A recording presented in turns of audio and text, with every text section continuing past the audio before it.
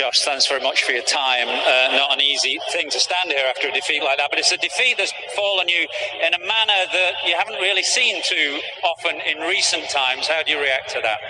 Yeah, a disappointing day.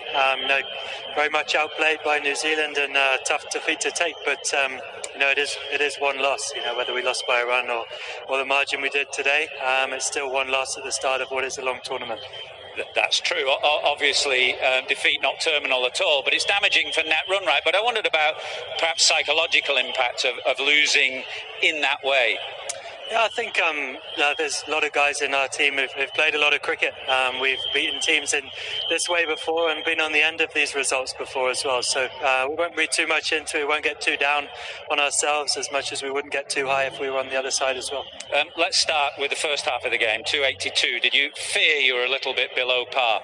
Yeah, I thought we were well below par, and obviously, judging by the way New Zealand batted, they showed that. I thought that we were aiming for somewhere like 330. I felt like it was a really good wicket to bat on. I think it probably got even better under the lights as well. So just with the score we had and the start they got off to, it was just very tough to build any pressure.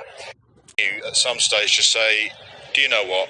We were outplayed and we have to take that firmly on the chin. Or is there always something that you can look to be better? Because New Zealand, you have to say, with both bat and ball, were virtually faultless. Yeah, they were outstanding. I think there are moments throughout tournaments that you can say you were outplayed, but you have to be able to compete in many ways in order to say that you were outplayed. And for a lot of the game this evening, England didn't compete, and considering the level of expectation there is on their shoulders, they come into this tournament as one of the favourites, and rightly so. They're a bloody good team, and when you are favourites and when that level of expectation is on your shoulders, you have to continue to produce regardless of how good the opposition is, and regardless of what stage of a tournament that might be.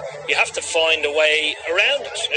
The way England batted at certain stages today reminded me of how England played against India in that semi-final at Adelaide, where they dictated play to India. It was like New Zealand dictated play to England today. So yes, there are certain circumstances that you can say, yeah, we were completely outplayed, but not completely outplayed off the park. Not the quality in that changing room. How impressive Josh Buttler in his position now?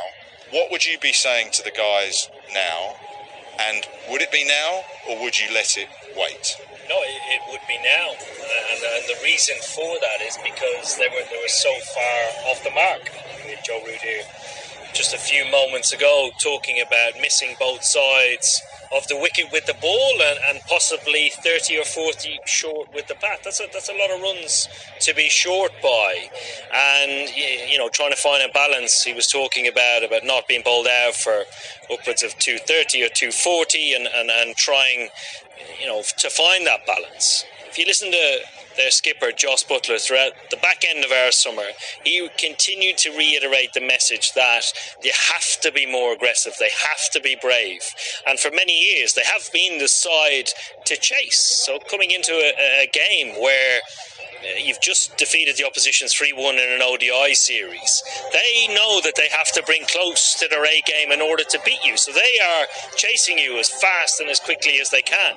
It is not up to you to try and find the balance or try and ease your way into a tournament, because I think that's what they've tried to do here today. I thought, yes, they were short. Travel, I imagine, to Dharamsala tomorrow, and then it's quite a quick turnaround, and some players don't travel as well via aircraft, and England do it after every single game of the group stage. Yeah, we highlighted that, I suppose, in the whole of the build-up for this first game. They probably have the worst fixture list of any team, arguably, throughout the whole tournament. I have no doubt that they would have spoken about it in their planning throughout this tournament, and every player will be well aware. But it becomes a bigger issue if they don't solve getting points on the board or building confidence through performance. Once you do that, once you can convince yourself that, it's not a big issue, we can jump on a plane and go anywhere and adapt to conditions, because that's what they're going to have to do. Every venue they go to, they're going to have to be very quick at adapting to conditions and also bringing their A game, because if sides are going to rock up to play against England and play in this manner, it's going to be no easy task. That is just Hello viewers, you are listening to the post-match presentation by Josh Buttler and the match analysis by Ian Morgan, courtesy to Sky Sports Cricket. Last World Cup runners New Zealand thrashed defending champions England and won by 9 wickets. Will England bounce back? Well, subscribe to my channel for more updates. Thank you very much.